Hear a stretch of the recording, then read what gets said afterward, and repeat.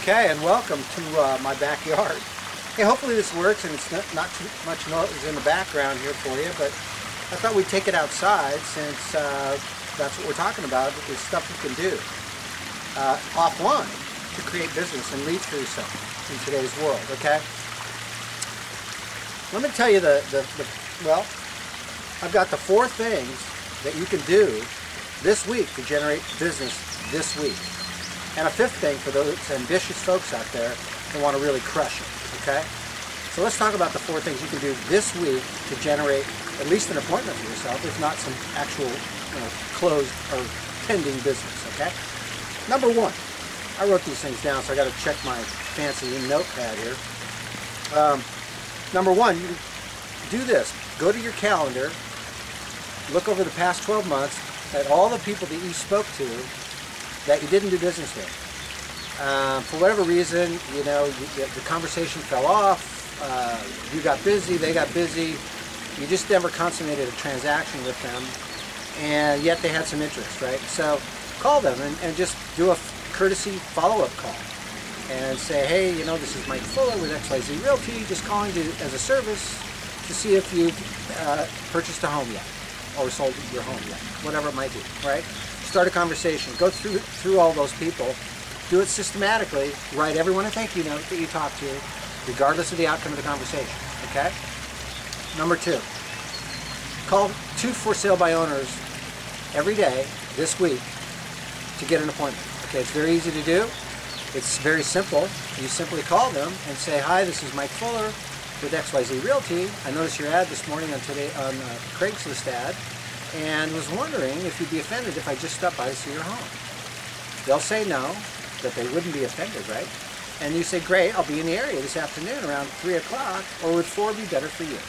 Get the appointment, go see them, start a conversation. That's how everything starts in real estate, right? With a conversation, okay? Number 3, call the expired listings every single day. And when you do that, you need to start early in the morning. Sorry, a little wind here, a little noise, hope you like it. Call the expireds every single day. You got to start early. That means get your butt out of bed, 6 o'clock in the morning, have your cup of coffee, whatever, but while you're having that cup of coffee, do your research, find out the actual expireds for the day, and begin calling them around 7:15 in the morning. You want to be one of the first people that calls them, because they're going to get a lot of calls from realtors that have been told to work the expireds. If you're one of the, if you're like the 7th person that calls them, you're going to get a mad person, right? If you're the first, you're likely to get a receptive person to your message, right? Okay, call expireds every single day. Here's a great other way this week to do. I want you to door knock around a just sold listing. Okay, I don't care if it's yours, some, a company listing, or some other company's listing that just sold, and its sold sticker just went up within the last 48 hours. Knock on the 50 closest doors. Now, let them know that the listing up the street just sold, and during the marketing time, there were a number of qualified buyers that were generated that haven't purchased yet in the area, but do like the area, would like to live in the area. Do you happen to know someone that's thinking, or are you thinking to make a move in the near future? Okay, great conversation to have. Do that. Unfortunately, all these things take work, which a lot of people want success before work, and the only place that happens is the dictionary, okay? So don't forget, you got to definitely do that 4-letter word. Let's change the word work to game. Play a game. Play a game with yourself, play a game with the market, see how much business you can do. It's not that hard, okay? It's having fun, it's talking to people. If you love people, great. If you don't, find something else to do. Okay, here's the bonus, the 5th thing. And this is the bonus thing. I want you to preview property every single day.